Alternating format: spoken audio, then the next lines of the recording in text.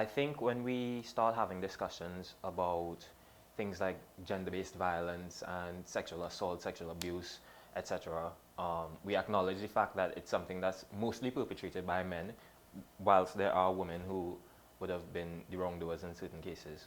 It's mostly perpetrated by men, and it takes too long for us to have an in-depth conversation before we get to the fact that a lot of these people would have had weird or uncomfortable or truly off-putting experiences with sex. And my piece was about a young man who had his first sexual experience forced upon him and then forced upon him by another man.